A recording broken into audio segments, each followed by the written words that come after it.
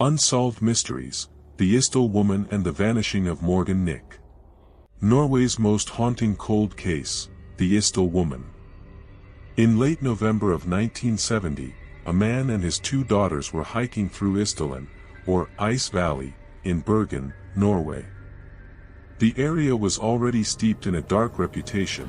It was known locally as Death Valley, a place of suicides and fatal accidents. But what they discovered that morning would ensure its infamy for generations to come. Lying among the rocks, scorched by fire, was the body of a woman. Her face was unrecognizable. Her hands were clenched against her torso.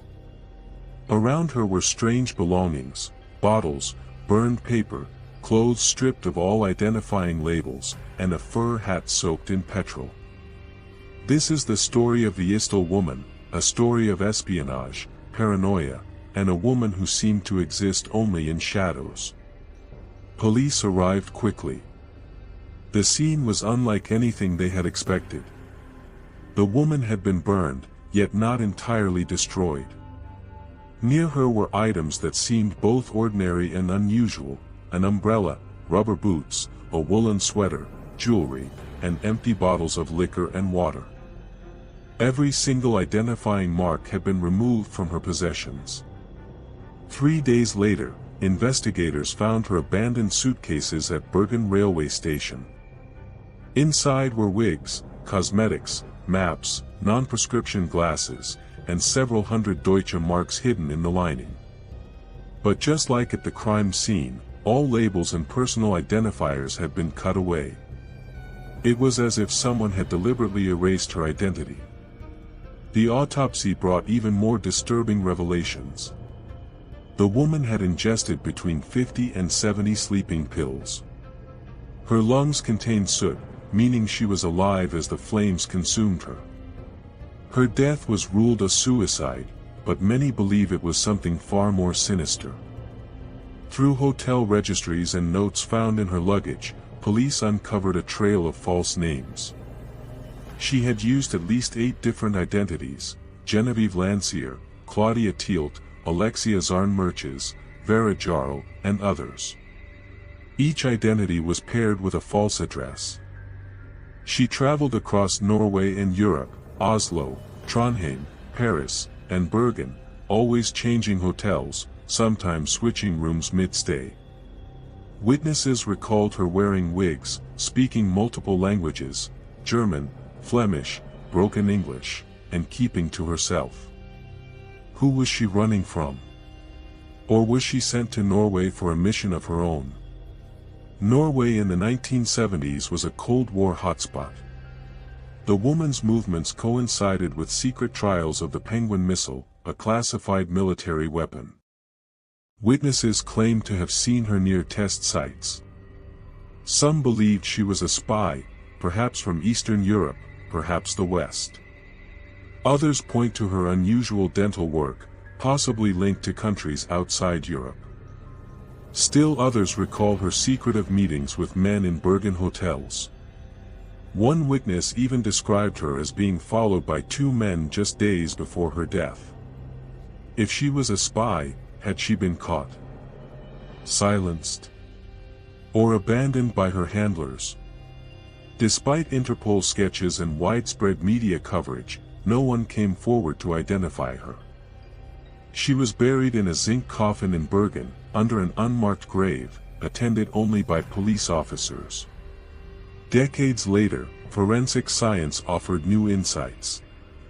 Isotope analysis of her teeth suggested she was born near Nuremberg, Germany, around 1930, but raised in France or Belgium.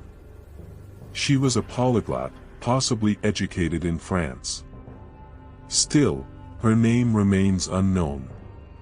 In 2017, the BBC and Norwegian broadcaster NRK launched an investigative podcast, Death in Ice Valley. Listeners worldwide offered new tips. Genetic studies revealed her maternal DNA pointed to Southern Europe or Western Asia. A man in France even claimed to have had a summer romance with her, describing her love of disguises, wigs, and constant international phone calls. More recently, whispers have surfaced linking her to espionage networks tied to Swiss banker François Genaud, and even possible interference from intelligence agencies that may have forced Norwegian police to close the case prematurely. The Isdal Woman story is more than a mystery, it is a haunting reflection of how easily a person can vanish into shadows. Was she a spy caught in the gears of the Cold War? A victim of foul play? Or someone who carefully crafted an identity that even death could not reveal? Half a century later, she remains unnamed, her grave unmarked. The only certainty is that someone, somewhere, knows the truth. And perhaps, they want it to remain hidden.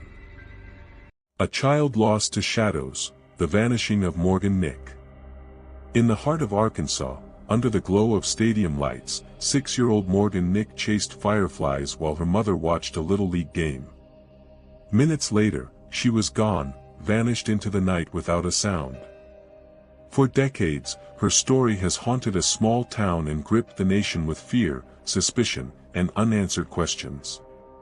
This is the vanishing of Morgan Nick. Morgan Chantal Nick was born on September 12, 1988, the eldest of 3 children. Her parents, Colleen and Morris John Nick, divorced when she was 6, but they remained devoted to raising their children. Morgan was shy, quiet, reserved, careful with strangers. She preferred drawing, crafts, and her kitten, who never left her side. When asked what she wanted to be when she grew up, she gave 2 answers, a circus performer and a doctor. Innocent dreams that would never come true. On June 9, 1995, Colleen and Morgan attended a Little League game in Alma, Arkansas. It was a late game, beginning at 9 p.m., but Colleen thought it would be a fun evening with her daughter. Morgan sat on the bleachers most of the night until 2 slightly older children invited her to catch fireflies nearby. Colleen hesitated. She didn't know the field well. But reassured by other parents that it was safe, she reluctantly agreed. Colleen checked on Morgan several times. Each time, she was there, laughing, chasing fireflies. Until 10:45 p.m. Morgan told her friends she needed to empty sand from her shoes.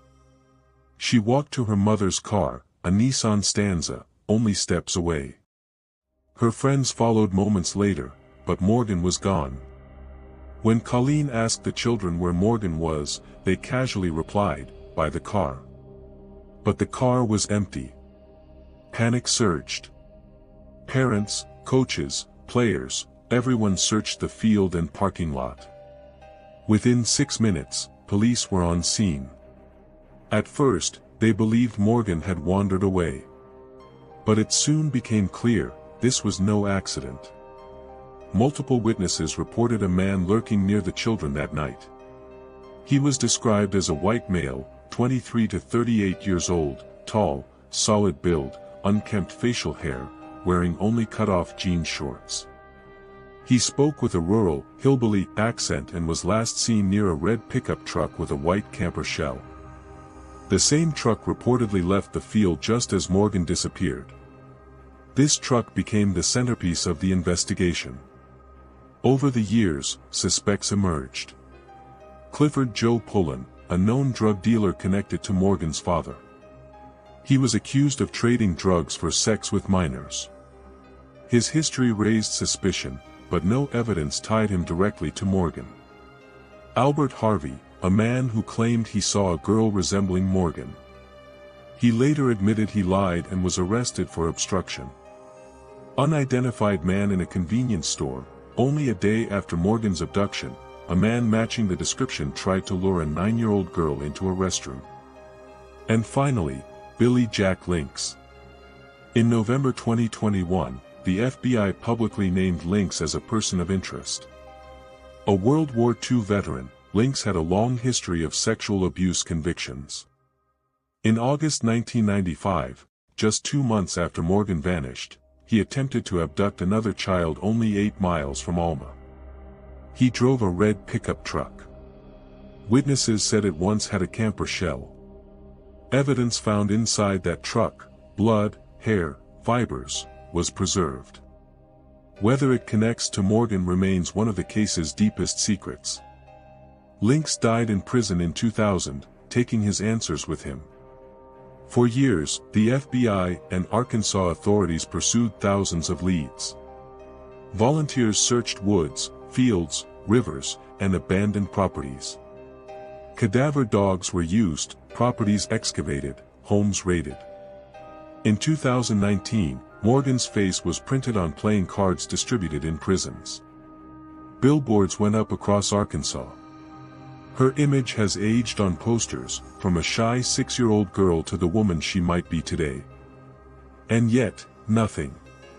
Morgan's mother, Colleen, never gave up. She has devoted her life to finding her daughter and helping other families of missing children.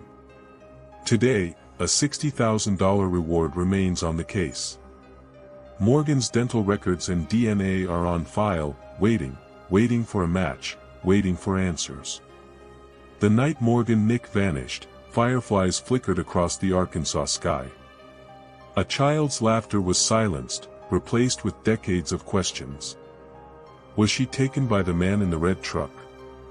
Did she cross paths with Billy Jack Lynx? Or does someone else still walk free, holding the truth of that night? Morgan would be in her 30s now.